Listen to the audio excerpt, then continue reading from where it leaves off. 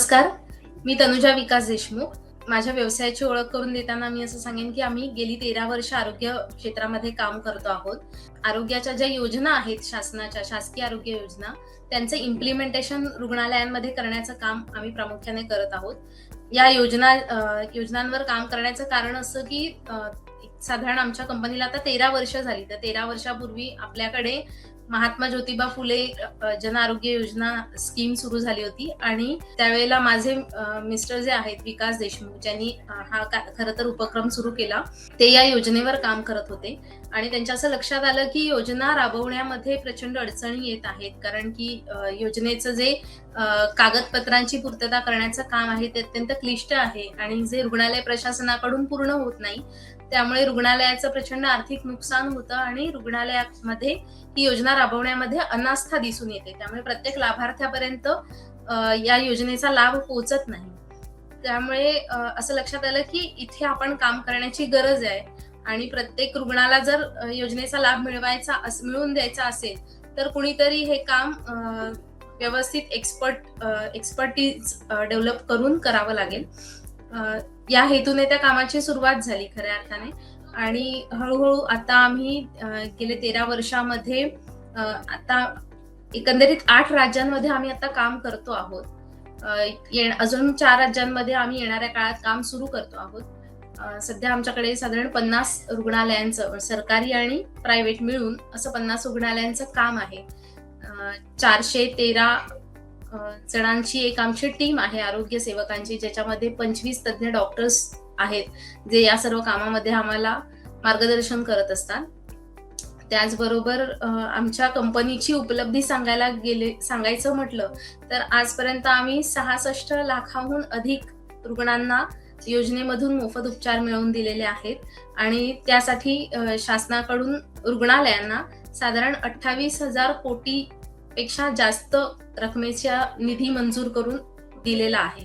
आणि हे सगळं करत असताना आमची खासियत म्हणावी लागेल की रुग्णालय व्यवस्थेमध्ये काम करत असताना आमच्या एकाही कर्मचाऱ्याबद्दल किंवा आम्ही ज्यांना सेवाव्रती म्हणतो अशा सेवाव्रतींबद्दल कुठल्याही रुग्णालयात आजपर्यंत 13 वर्षात एकही तक्रार दाखल करण्यात आलेली नाही, कोणत्याही रुग्णाकडून, नातेवाईकाकडून.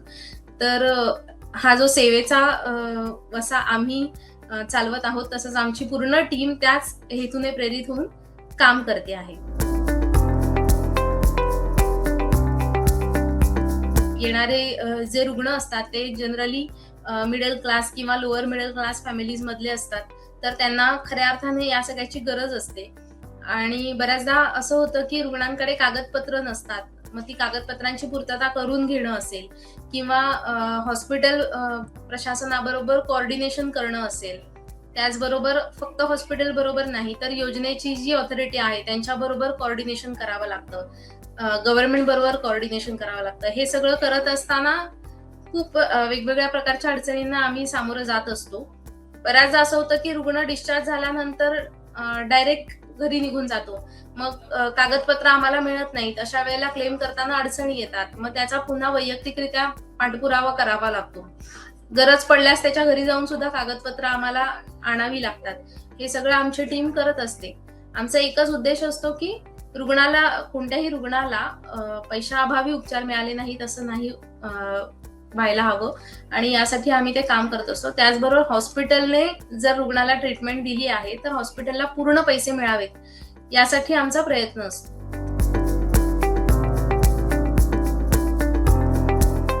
जनता सहकारी बँकेबद्दल सांगायचं झालं तर आम्ही ज्या वेळेला सुरुवातीला आम्ही हा प्रयोग असाच करत होतो, म्हणजे पहिले 2 वर्ष आम्ही सेवा म्हणूनच हा प्रयोग चालवला. त्यानंतर एक सामाजिक उद्योजकतेचं एक मॉडेल आम्ही तयार केलं आणि त्या आधाराने आम्ही हे काम करत आहोत.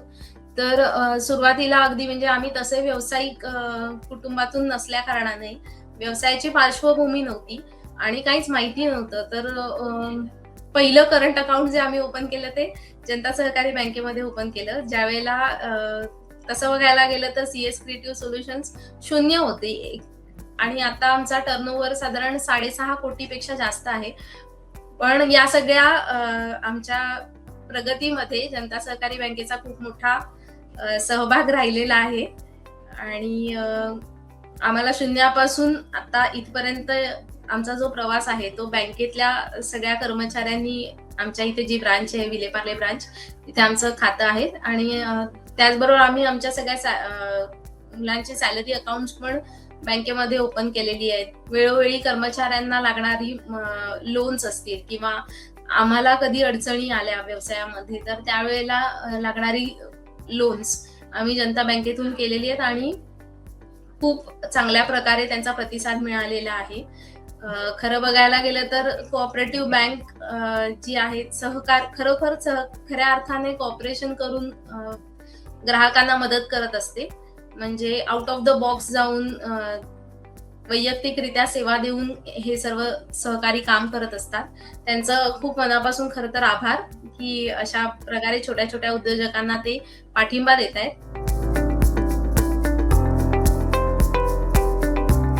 महिलांनी नेहमीच आपल्या पायावर उभं राहिलं पाहिजे. अनेकदा आम्ही असं बघतो की म्हणजे रुग्णांसोबतच काम करत असल्या कारणाने आमच्याकडे कायम वेगवेगळ्या प्रकारचे पेशंट्सची संपर्क येत असतो. संघ परिवारातील असतील किंवा अन्य मित्र परिवारातून खूप मोठ्या प्रमाणावर पेशंट्स आम्हाला कॉल करत असतात मदतीसाठी.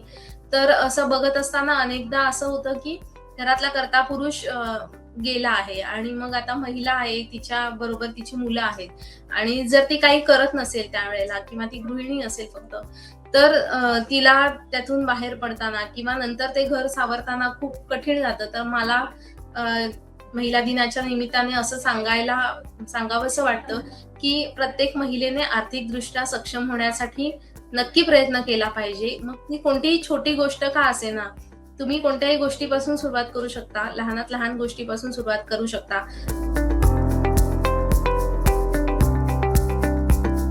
आमच्याकडे रोज किमान 50 पेशंट्स नवीन येतात की ज्यांना मदतीची आवश्यकता आहे. पूर्ण देशभरातून येतात, ज्यांना मुंबईत येऊन उपचार घ्यायचे आहेत किंवा गव्हर्नमेंट हॉस्पिटलमध्ये ऍडमिट करून घ्यायचं आहे, उपचाराची गरज आहे.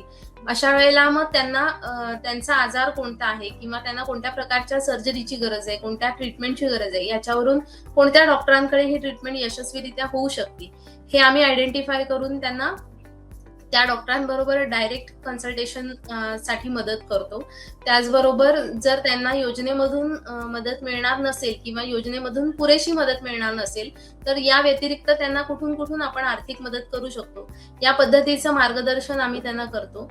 त्यांना मग मुख्यमंत्री सहायता निधी मार्फत असेल किंवा आपल्या इथे सिद्धिविनायक ट्रस्ट आहे, टाटा ट्रस्ट आहे, या सगळ्या ट्रस्टच्या माध्यमातून त्यांची जी गरज आहे आर्थिक ती पूर्ण करण्याचं काम आमची सगळी टीम करते. त्यासाठी आम्ही प्रत्येक रुग्णालयामध्ये एक प्रशिक्षित व्यक्ती फक्त याच कामासाठी ठेवलेला आहे की जो अशा प्रकारचे जे आपले पेशंट येतात परिवारातले त्यांना मदत मिळवून देईल.